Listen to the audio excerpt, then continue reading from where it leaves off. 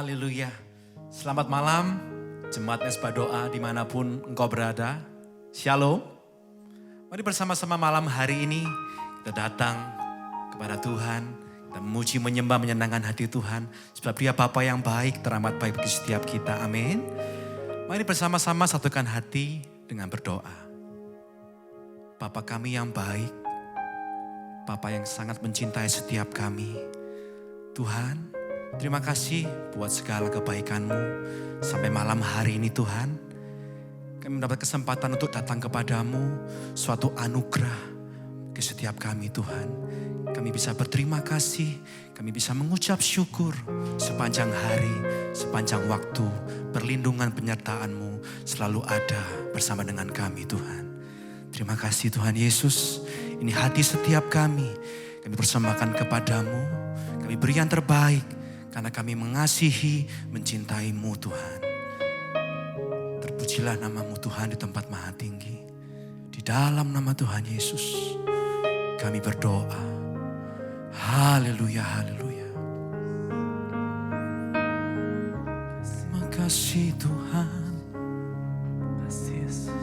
buat sepanjang waktu Tuhan. Sepanjang hari perlindungan-Mu nyata. Penyertaan-Mu sempurna Tuhan. Kau tak pernah tinggalkan kami. Oh, Kaulah Bapa-Ku yang baik.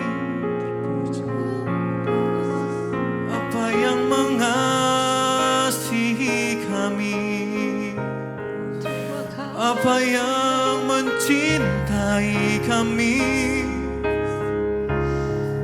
Oh, kami berterima kasih. Sama-sama katakan, Bapa-Ku yang baik, sangat Ku cinta. Kasih-Mu padaku semakin nyata ku rasakan. Kaulah Bapa-Ku yang baik, penuh karunia. Ku bersyukur selalu kepadamu. Akan setiap hati kita lebih katakan Bapa-Ku yang baik. Bapa-Ku yang baik, sangat Ku cinta. Kasih-Mu padaku semakin nyata ku rasakan. Kaulah Bapa-Ku yang baik, penuh karunia. Ku bersyukur selalu kepadamu. Kaulah Bapa kami yang sangat baik. Bapa-Ku yang baik, sangat Ku cinta. Oh, kasih-Mu padaku semakin nyata ku rasakan. Kami rasakan kebaikan-Mu Tuhan. Kaulah Bapa kami yang sangat baik, penuh karunia. Ku bersyukur selalu kepadamu. katakan, Kaulah Bapa kami yang baik, Bapakku yang baik, sangat ku cinta kasih-Mu padaku, semakin nyata ku rasakan. Kaulah Bapakku yang baik, penuh karunia. Ku bersyukur selalu kepadamu, Bapa.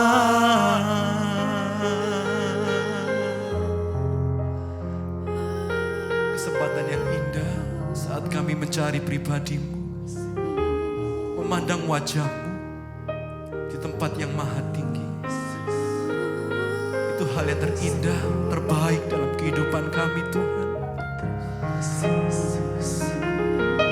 Suatu anugerah yang kami dapat nikmati, menjadi kesayangan Bapa, kesayangan Bapa kami yang sangat baik, yang tidak pernah mengecewakan setiap kami.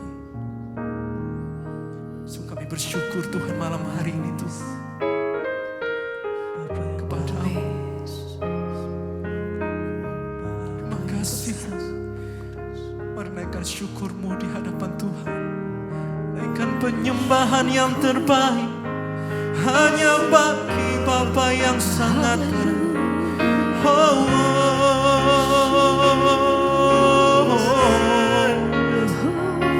Kaulah Bapa yang baik, Kaulah Bapa yang baik, hanya Kau Tuhan. Haleluya.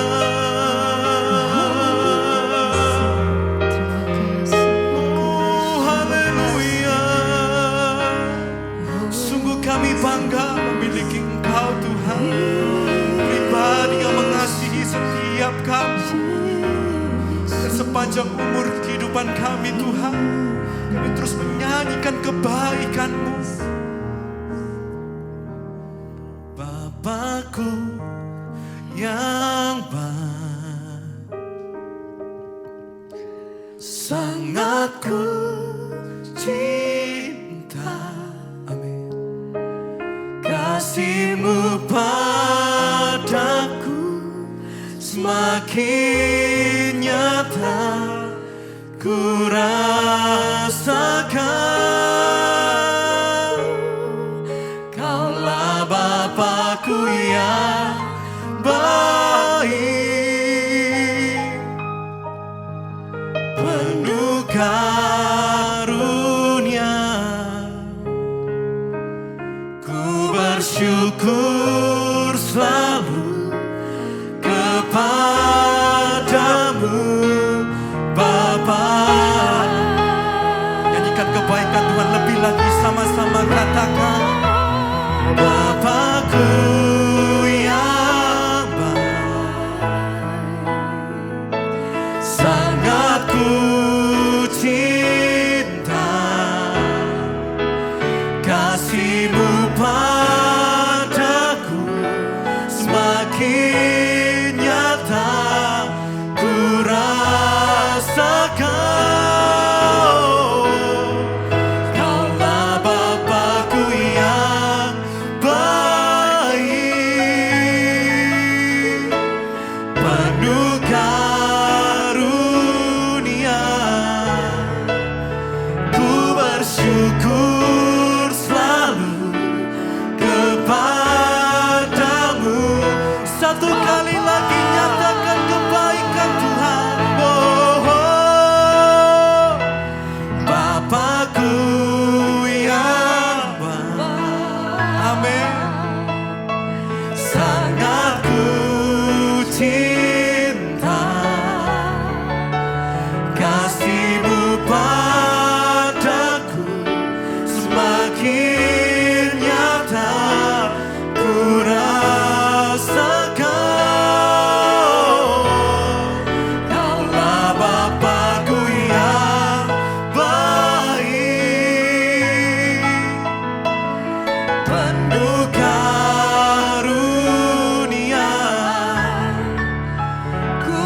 bersyukur selalu kepadamu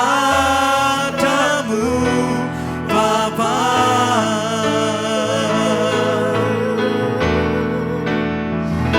Sebab Tuhan bahwasanya untuk selamanya kasih setianya selamanya. Sebab Tuhan bahwasanya untuk selamanya kasih setianya. Angkat suara kita lebih bagi Tuhan, sama-sama katakan, sebab Tuhan baik. Amin, amin. Bahwasanya untuk selamanya kasih setianya amin. Sebab Tuhan bahwasanya untuk selamanya kasih. Satu kali lagi kita akui kebaikannya Tuhan, sama-sama katakan, sebab Tuhan baik. Engkau baik Tuhan Yesus. Bahwasanya untuk selamanya Kasih setianya selamanya. Sebab Tuhan bahwasanya untuk selamanya kasih setianya.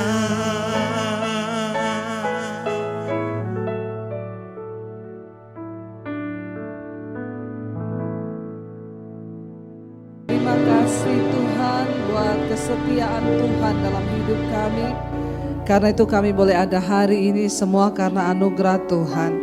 Kami mau datang duduk mendengarkan firman Tuhan. Biar Tuhan pikiran, perasaan dan kehendak kami hanya tertuju kepada firman Tuhan. Kami buka hati kami bagi firman-Mu di dalam nama Yesus. Yang percaya Tuhan di tengah kita memberkati kita. Mari katakan bersama.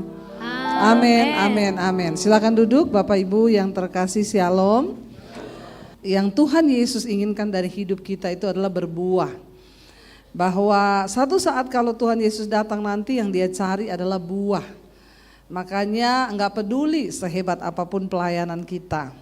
Enggak peduli ya berapa puluh tahun kita sudah menjadi Kristen. Kalau Tuhan datang Dia hanya bertanya, mana yang melakukan firman-Ku. Dan itu adalah orang-orang yang berbuah di dalam Kristus.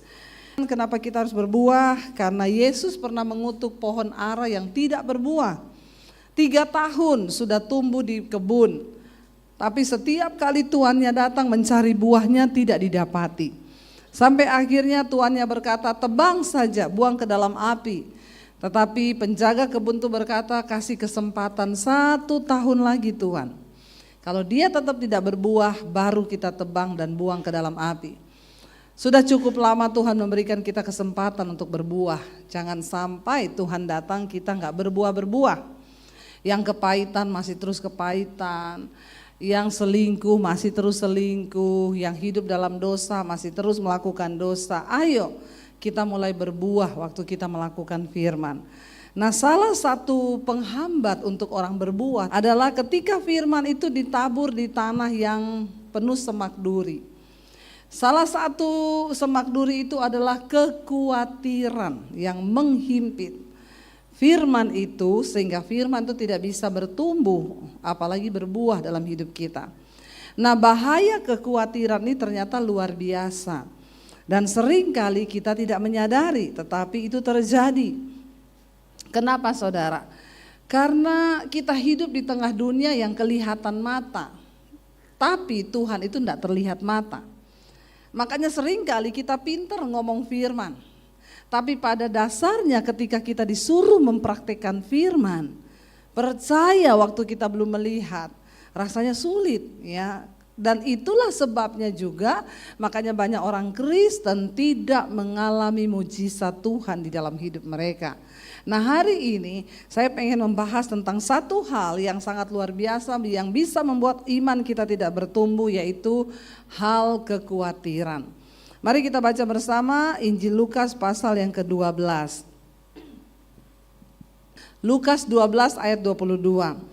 Yesus berkata kepada murid-muridnya, karena itu aku berkata kepadamu, janganlah khawatir akan hidupmu, akan apa yang hendak kamu makan, dan janganlah khawatir pula akan tubuhmu, akan apa yang hendak kamu pakai.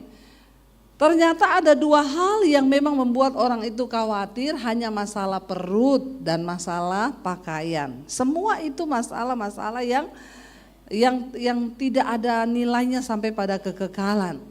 Kalau kita mau serius berpikir, yang bikin orang khawatir itu cuma dua hal, makanan dan pakaian, kata Yesus di sana ya. Jangan khawatir tentang itu. Sebab apa? Ayat 23 berkata apa? Sebab hidup itu lebih penting daripada makanan, dan tubuh ini lebih penting daripada pakaian. Apa artinya, saudara? Manusia hanya sibuk bekerja mencari uang agar dapurnya ngebul, agar perutnya terisi.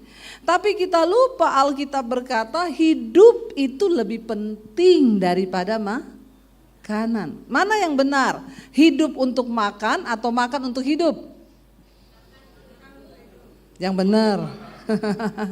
Tapi ada sebagian orang itu hidup untuk saudara bersyukur kalau berpikir bahwa hidup makan untuk, berarti kalau makan untuk hidup yang penting apanya? Hidupnya ya. Kita makan itu supaya kita hidup. Tujuannya makan itu agar kita hidup. Benar yang Yesus katakan, hidup itu lebih penting daripada makanan. Kalau kita sadari bukan makanan yang terpenting, tetapi hidupnya itu loh. Kita makan tempe, sambal, nasi, enak enggak? Kalau disertai dengan ucapan, makan steak yang harga 1 juta, di Jakarta ada steak 1.500.000 harganya, 2.600.000 ada, sampai 3.500.000 ada. Saya diajak orang makan, ibu pilih, saya lihat harganya. Suami saya colek saya, enggak usah milih, biar yang ngundang yang milihin. Nanti kita salah, lihat harganya aja mau kecekik. Saya tanya, ini kenapa bisa mahal begini ya? Konon bu, ini sapi-sapinya dipelihara khusus. Jadi sapi itu enggak stres. Dia makannya baik, dikasih vitamin, jadi juga dagingnya itu enak. Ini sapi pilihan. Dalam hati saya, biar sapi dagingnya enggak stres, kalau yang makan stres. Iya enggak? Ya, buat apa sapi enggak stres, orang yang makan stres. Yang ada saya bayar jadi ya, jadi yang penting sapi yang stres atau orang yang stres? Enggak penting sapinya mau stres atau tidak, yang penting kitanya ini loh. Ya, daripada makan begitu bayar stres, saya pilih makan di pinggir jalan aja, benar enggak? Enggak stres. Ya. Jadi saudara jangan salah ya. Yang paling penting itu hidupnya, bukan makannya. Ya, ada orang bilang, ya memang makan tempe sama sambal enak bu, tapi kan lebih enak kalau kita makan daging, ya di restoran tuh lebih enak lagi. Jadi bahagia mana, makan tempe sama sambal atau makan daging sama steak di restoran? Bahagia mana? Memang ada yang sudah ditakdirkan tempe sama sambal memang ya. Yang jawab ini memang sudah ditakdirkan, Anda harus makan tempe sama sambal. Ya. Jadi sebenarnya kan bukan soal makannya apa. Tapi sebenarnya bagaimana soal kita nih bersyukur. Yesus bilang, Alkitab bilang makan itu dimakan turun ke perut lari ke jamban. Tapi hidupmu harus engkau pertanggungjawabkan di hadapan Tuhan. Jadi yang terpenting adalah cara hidup. Ya, kalau makan tuh gampang, apalagi kayak kita masih daerah begini, ada halaman di belakang tanam daun singkong, daun pepaya. Mau makan tinggal rebus daun singkong bikin sambel, toh Enak gak itu? Enak, saya ya senang kayak begitu. Iya, itu lebih enak. Artinya apa? Sebenarnya kan gak ada alasan untuk kita khawatir kalau hidup kita ini benar dalam Tuhan. Masalahnya orang jadi khawatir karena dia pikir apa yang mau dia makan. Lalu Yesus bilang, bukankah tubuh lebih penting daripada pakaian? Tapi kalau mau sok iya ikut orang, ya beli baju 1,5 juta di Jakarta banyak, baju 2,5 juta satu baju. Ya saya sih dikasih ya, saya nggak beli, cuma kalau lihat harganya aja. Ya, kalau mau ikut yang begitu ya stres hidup kita, makanya banyak kekhawatiran.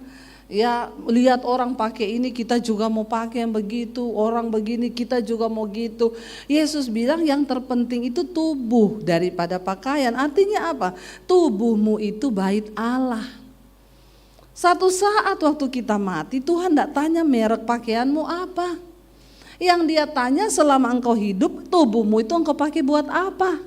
Tubuh bukan untuk persinahan, tubuh bukan untuk percabulan. Tubuh bukan sesuatu yang untuk hal-hal yang negatif, tapi tubuh ini tempat berdiamnya Tuhan. Enggak penting pakaian kita apa, asal ada Tuhan dalam tubuh kita, itu yang membuat hidupmu bernilai. Amin. Orang kadang ngomong, Bu Debbie ya, Bu ibu itu kalau khotbah bajunya itu tok. Saya bilang, Bok Ben, emang gue pikirin.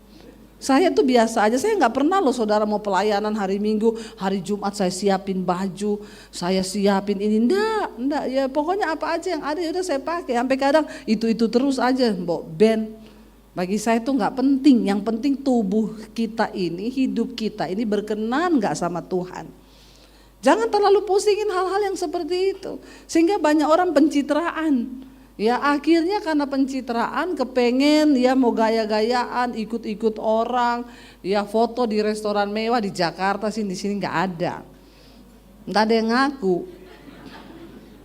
Ya akhirnya biasanya orang-orang yang kena kekhawatiran itu apa? Orang yang sombong, orang yang tinggi hati, orang yang suka iri hati, itu ya sudah akhirnya dia kena kekhawatiran. Tapi orang yang hidup apa adanya itu enak. Ya, kita hidup apa adanya itu enak, nggak usah maksa hidup ini. Amin. Jangan banyak cicilan supaya ndak banyak kekhawatiran. Karena dua hal yang membuat jantung berpacu dengan cepat, jatuh cinta dan jatuh tempo. Ya, kalau banyak jatuh tempo ya itu jantungnya deg-degan. Aduh, udah mau tanggal jatuh tempo. Saudara, yang namanya kekhawatiran hidup ini sangat berbahaya, bisa membunuh iman. Makanya kita harus kenali apa yang harus saya kurangi. Pemahaman, ini pemahaman yang luar biasa yang Yesus beri. Tubuh lebih penting dari pakaian, hidup lebih penting dari makanan. Kalau kita menyadari pemahaman ini, tidak khawatir hidup kita. Ayat yang ke-24 Yesus berkata apa? Perhatikanlah burung-burung gagak yang tidak menabur dan tidak menuai, tidak mempunyai gudang atau lumbung, namun demikian diberi makan oleh Allah. Betapa jauhnya kamu melebihi burung-burung itu. Gudang pada zaman dulu itu kan belum ada bank. Jadi kalau zaman sekarang orang nyimpan uang di bank, zaman dulu mereka nggak ada bank. Mereka menimbun hasil tanah, hasil panen itu di gudang. Ya itu untuk satu tujuan supaya ini ada jaminan untuk kehidupannya kelak, supaya dia nggak lapar. Nah Yesus berkata burung gagak itu nggak punya gudang, nggak punya lumbung. Ya tapi demikian betapa luar biasa Allah memberi makan. Ya burung itu nggak ada yang khawatir loh. Pernah nggak saudara lihat burung merenung di pohon begini ya? Atau saudara pernah lihat monyet ketek itu loh, ketek merenung. Ada sih fotonya ketek merenung, katanya gini, susah jadi manusia, mending jadi ketek. Ya, mereka nggak pernah khawatir. Burung itu nggak ada lumbung, dia nggak nyimpen makanan. Bahkan besok aja dia nggak tahu mau makan apa. Tapi dia nggak khawatir. Tuhan suruh kita belajar dari burung yang tidak pernah khawatir. Ya, dia mau ada makanan, dia tahu pokoknya besok itu pasti dia makan. Ajaib ya, makanya saya tuh kalau lihat burung-burung terbang tuh ini burung ya. Yes, kenapa Tuhan tuh suruh kita belajar dari burung? Ya, kalau pagi itu saya bangun di rumah suka lihat ada burung terbang dari pohon ke pohon. Ya, saya pikir dia tuh makan apa ya? Kok yo hidup loh. Makanya Alkitab mencatat, Yesus bilang belajar dari burung-burung itu. Betapa kamu itu jauh lebih bernilai di mata Tuhan daripada burung-burung itu. Asal kita mengerti makna hidup yang sesungguhnya, bahwa tubuh lebih penting dari makanan, tubuh lebih penting dari pakaian, hidup lebih penting daripada makanan. Ayat 25, siapakah di antara kamu yang karena kekhawatirannya dapat menambahkan sehasta pada jalan hidupnya? Siapa nih yang khawatir? Aduh, saya khawatir bagaimana ya masa depanku, bagaimana tiba-tiba ting saldomu bertambah? Ada di sini yang karena khawatir terus kita dapat untung gitu? Enggak ada kan? Khawatir tidak menambah apa-apa, malah membawa sesuatu yang negatif dalam hidup kita. Saudara, kalau saya bicara ada orang tuh WA ke saya gini, Bu Debbie, saya tuh dengar khotbah ibu, mungkin dia dengarnya yang akhir-akhir ini kali. Saya banyak bersaksi tentang mujizat Tuhan. Dia kayaknya subscriber baru. Dia nggak ngikuti khotbah saya dari awal-awal bagaimana penderitaan saya. Saya dengar khotbah ibu tuh kayaknya enak banget ya, ibu ngalami mujizat begini ya Bu. Bu, saya cuma mau bilang sama ibu, hidup itu keras Bu. Di luar sana itu hidup itu pahit Bu. Saya balas, seberapa pahit hidupmu? Ceritakan sama saya. Ya, saya bukan pendeta yang hanya berkhotbah dan suruh jemaat percaya kepada Tuhan. Saya mengalami. Jadi kalau ada orang bilang, Bu hidup ini keras, saya mau tanya seberapa keras hidupmu? Nggak usah alay lebay. Saya pernah mengalami, tidak ada uang 1 sen pun di tangan. Nggak ada siapa-siapa yang saya bisa taruh harap untuk saya berharap. Pergi minta uang, pinjam uang, enggak pernah. Makanya Alkitab Yesus berkata benar, diberkatilah orang yang mengandalkan Tuhan, tapi terkutuklah orang yang mengandalkan manusia. Jangan andalkan manusia, hidupmu terkutuk loh, terkutuk kata Alkitab. Banyak orang Kristen tidak menyadari hidupnya di bawah kutukan. Kenapa? Karena dia hidup mengandalkan manusia. Andalkan orang tua, andalkan saudara ipar, andalkan siapa aja. Ada masalah dikit pinjam uang, utang kanan kiri. Makanya hidupmu terkutuk. Engkau tidak pernah mengandalkan Tuhan. Saya setiap hari puasa. Bukan cuma karena memang saya pengen deket Tuhan. Karena memang di situ tidak ada makanan. Anak kos saudara, makan buat dia aja sulit. Jadi saya tiap hari puasa, berdoa, saya cari Tuhan nasibku ini ke depan mau jadi apa. Saya enggak ada ijazah, saya enggak bisa cari kerja Tuhan. Apa yang harus saya lakukan? Ya, saya dulu bertanya terus, kenapa saya diusir Tuhan? Kenapa Tuhan? Sebenarnya kan saya enggak usah diusir bisa, tapi saya harus jalani proses itu. Jadi saya pernah rasa, jangan saudara bilang saya enggak pernah rasa, saya bukan pendeta teori, tapi saya mengalami Tuhan. Ya, makanya sekarang Tuhan angkat saya jadi YouTuber karena enggak ada ijazah. Amin. YouTube enggak pernah tanya, ijazahmu mana? Lulusan apa kau? Pokoknya siaranmu banyak yang nonton sudah, ya sah jadi YouTuber. Lalu saudara, saya menjalani hidup. Bahkan memulai dari mana aja saya nggak tahu. Saya nggak cari di mana-mana, saya berlutut di kaki Tuhan. Dan mujizat terjadi bukan hanya bagi hamba Tuhan, bagi orang yang percaya kepada Tuhan. Katakan, amin. Nggak ada yang mustahil. Makanya Yesus bilang ya, siapakah di antara kamu yang karena kekhawatirannya dapat menambahkan sehasta saja pada jalan hidupmu? Nggak bisa. Jadi kalau kamu tidak sanggup membuat barang yang paling kecil, mengapa kamu khawatir tentang hal-hal lain? Kalau kita nggak bisa bikin apa-apa, kenapa kita harus khawatir? Toh kita juga nggak bisa menambah apa-apa dengan kekhawatiran kita. Mending berserah, belajar percaya. Waktu khawatir nyanyi, katakan. Nyanyi aja kalau khawatir, mulai iblis ngomong, oh nanti kamu begini, kita khawatir kan. Nyanyi memuji Tuhan saudara. Firman-Mu berkata kau besertaku. Iblis bilang menghibur diri.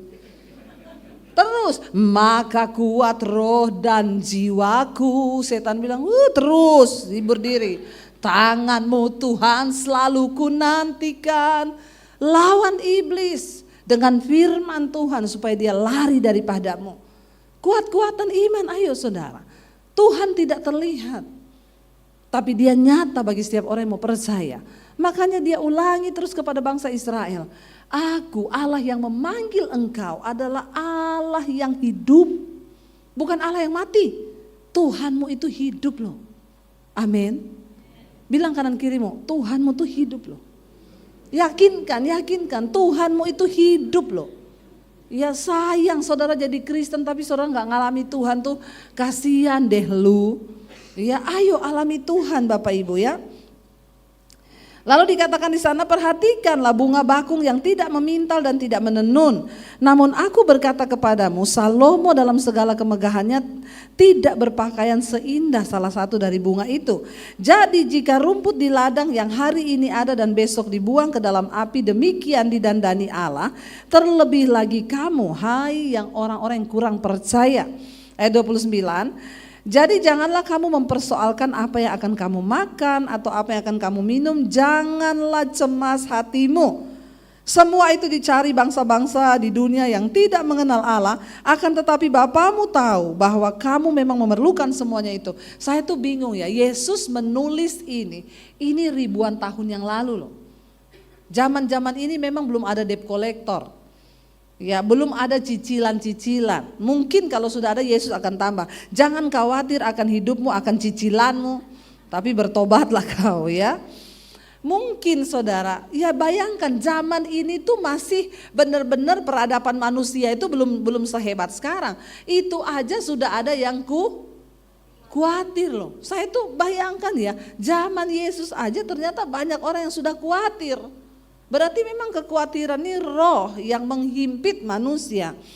Ya, Yesus berkata di sana, jangan kamu persoalkan apa yang kamu makan, minum, jangan cemas.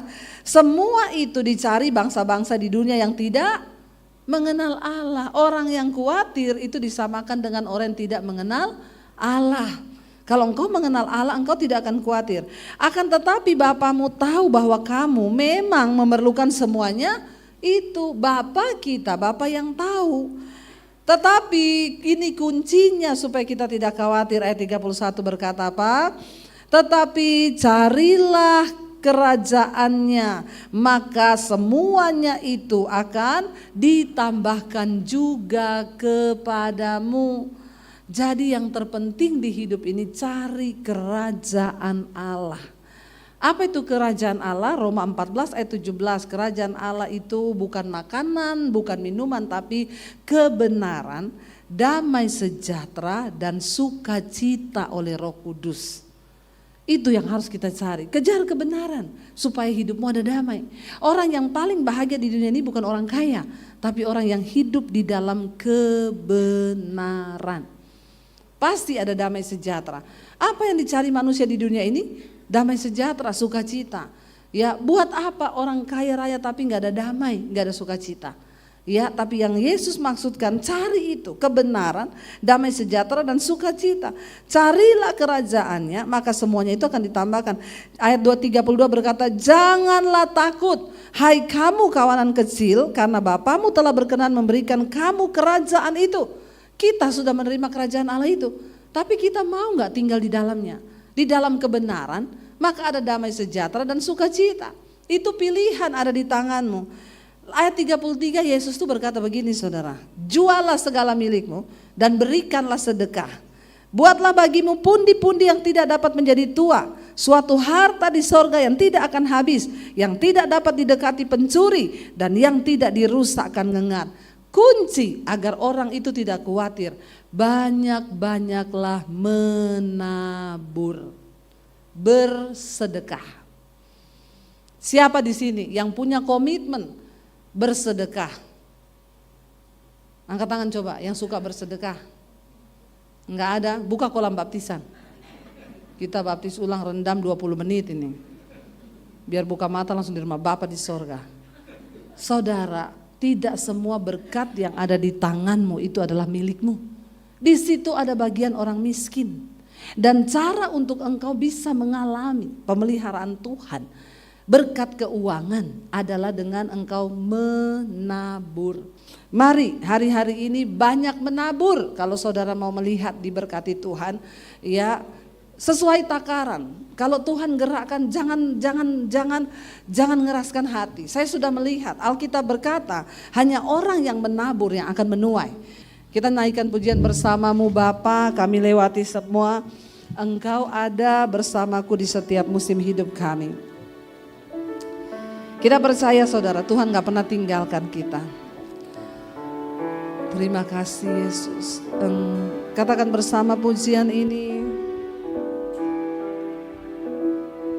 Engkau ada bersamaku di setiap musim. Bangkit berdiri bersama. Di setiap musim hidupku. Tak pernah kau biarkan ku sendiri. Katakan kekuatan di hidup kami Tuhan. Kekuatan di jiwaku adalah bersamamu.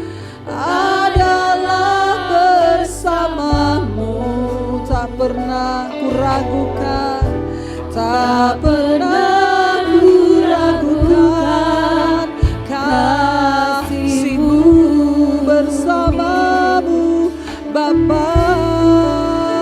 Bersamamu Bapa, ku lewati semua perkenanan Tuhan.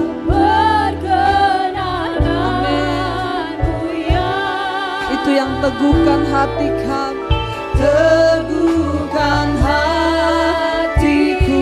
Engkau yang bertindak, Engkau yang bertindak,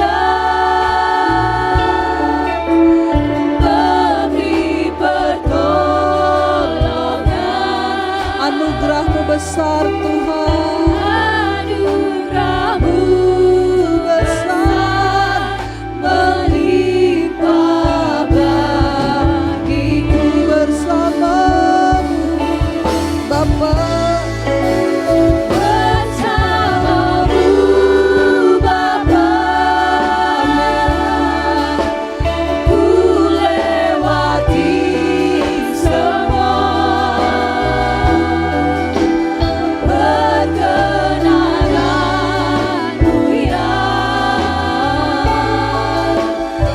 Teguhkan hatiku. Engkau yang bertindak, Engkau yang bertindak,